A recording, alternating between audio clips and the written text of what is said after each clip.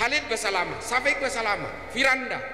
Mereka adalah pintu-pintu pembuka yang menggunakan artis-artis untuk menjadi daya tarik. Penggemar artis itu diharapkan tertarik kepada ustadznya si artis. Dibuka semua, open gateway. Dalam proses kesadaran kognitif mereka akan diajarkan bahwa orang yang berbeda dengan dia adalah orang-orang fasik.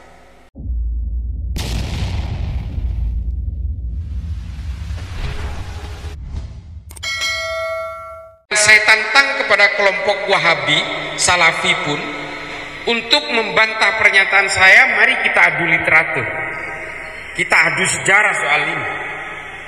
Alhamdulillah sampai sekarang tidak ada bantahan. Dan mereka mungkin juga sekedar ikut-ikutan menjadi follower, dan sebenarnya mereka tidak didukung oleh literatur yang kuat. Mengapa mereka kemudian mengharamkan penghormatan kepada dzurriyyah kenabian? Karena lawan politik utama dari keluarga Ibnu Saud itu keluarga Habaib, namanya keluarga Ibnu Rashidin dari kota Haid. Perangnya 8 kali, membunuh 13.000 rakyat Saudi hanya gara-gara untuk penguatan politik keluarga Ibnu Saud.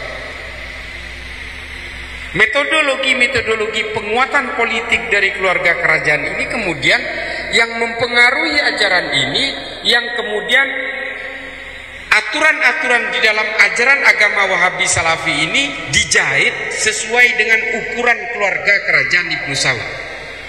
Dan mengapa mereka mengharamkan musik? Karena musik bisa menghimpun kerumunan masyarakat, di mana keluarga Ibnu Saud ini paling takut dengan kerumunan masyarakat Saudi. Karena mereka takut ketika masyarakat berkerumun akan melakukan gerakan-gerakan perlawanan terhadap keluarga Ibnu Saud pada zamannya.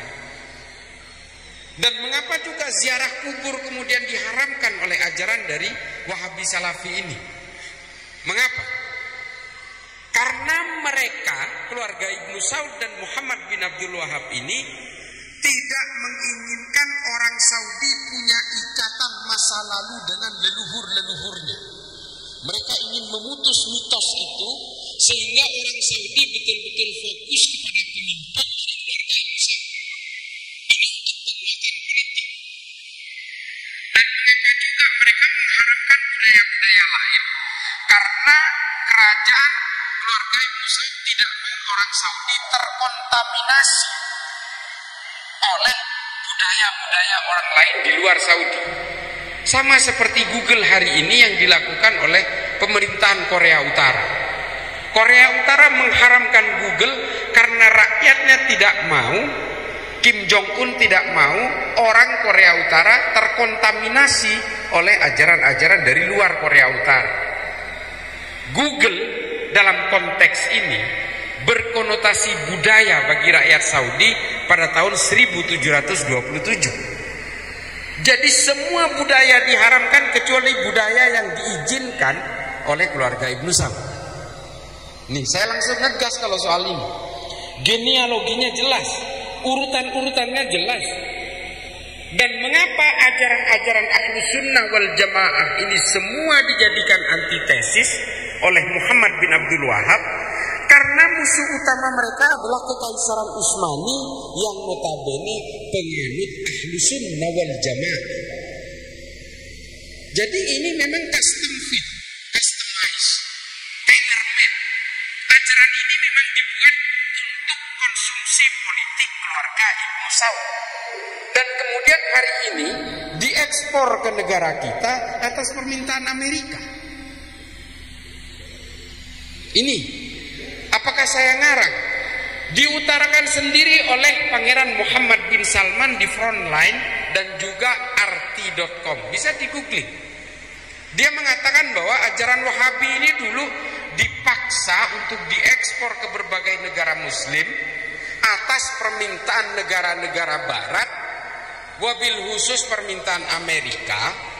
Ketika Saudi menemukan minyak dengan lifting cost yang paling murah, dan teknologi pengangkatan minyak di Saudi ini dibantu oleh teknologinya Schlumberger Prancis, Halliburton Amerika, dan berbagai logging system yang dipakai dari teknologinya Inggris.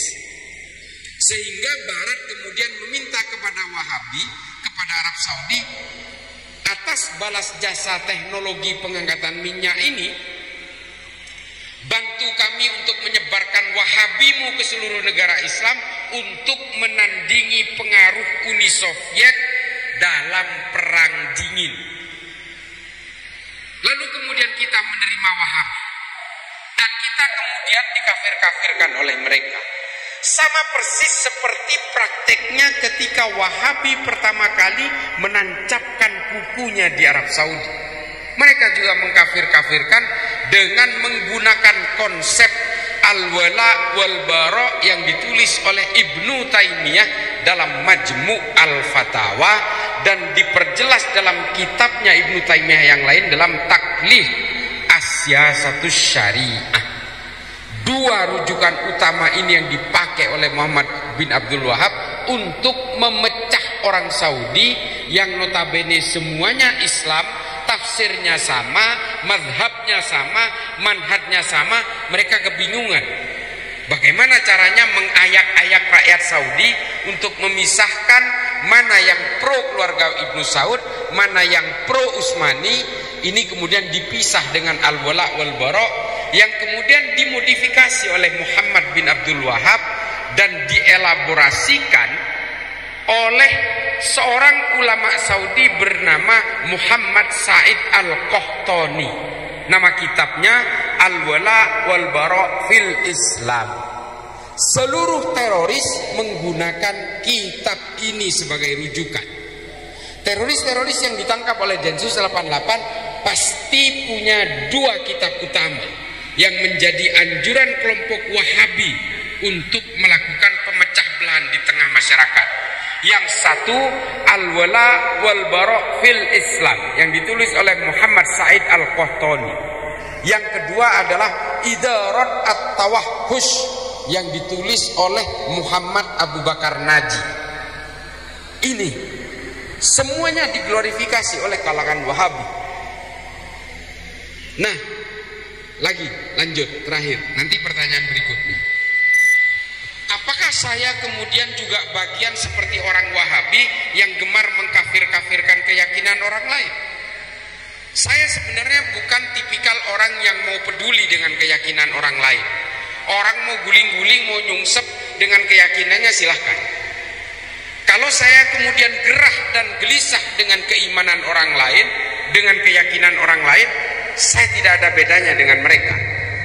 Kepedulian saya untuk melawan ajaran Wahabi Salafi ini adalah ketika saya bekerja sebagai tenaga ahli pencegahan radikalisme, ekstremisme dan terorisme di Densus 88. Mengapa saya kemudian berusaha untuk melawan ajaran ini? Karena saya memegang data dan punya temuan dari hasil riset ketika saya bertemu dengan teroris-teroris yang ditangkap oleh Densus. 99,9% teroris yang ditangkap oleh Densus memiliki pemahaman Wahabi Salafi. Yang tidak percaya dengan ini silakan bantah saya, ketemu saya berikan datanya. Kalau juga tidak percaya, saya bawa ke penjara, saya pertemukan langsung dengan terorisnya. Kalau masih nggak percaya juga dipertemukan dengan terorisnya, ya saya penjara sekalian. Saya bertanggung jawab dengan data ini. Saya memang banyak dibantah di YouTube dari kelompok-kelompok yang berusaha membela ajaran ini. Ya saya tantang, mari saya pertemukan dengan Oman Abdurrahman, saya pertemukan dengan para Wijayanto, saya pertemukan dengan para ideolog Muhammad Farid Oqbah, Zainun Najah, Anung Al-Hamad, saya pertemukan dan tanyakan kepada dia paham apa yang dipakai. Wahabi Salafi, Pak. Adik-adik sekalian, kalau Wahabi Salafi mengharamkan musik, teroris mengharamkan musik. Kalau Wahabi Salafi mengharamkan ziarah kubur, haul, tahlilan, maulid, teroris juga. Sama. Kalau Wahabi Salafi mengharamkan wayang, teroris juga. Apa bedanya? Khalid Basalamah, Sabiq Basalamah, Firanda, mereka adalah pintu-pintu pembuka yang menggunakan artis-artis untuk menjadi daya tarik.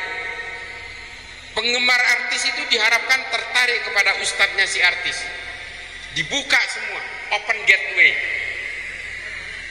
Dalam proses kesadaran kognitif mereka akan diajarkan bahwa orang yang berbeda dengan dia adalah orang-orang fasik, penyembah kuburan, ahlul bid'ah, ahlun nar. Tuduhan-tuduhan itu akan diberikan kepada murid-muridnya untuk menyerang orang yang berbeda. Dan pada tataran terakhir, produk akhir dari ajaran ini adalah teroris-teroris yang kemudian ditangkap oleh Densus 88. Karena apa? Dia menganggap orang yang berbeda dengan saya adalah orang-orang kufur, orang-orang kafir yang halal darahnya, dan negara ini karena menggunakan undang-undang buatan manusia, maka negara ini adalah negara togut, merupakan daerah darurat perang, darurat harbi, dan kemudian kita harus mengglorifikasi perlawanan terhadap negara ini. Ini produk akhirnya.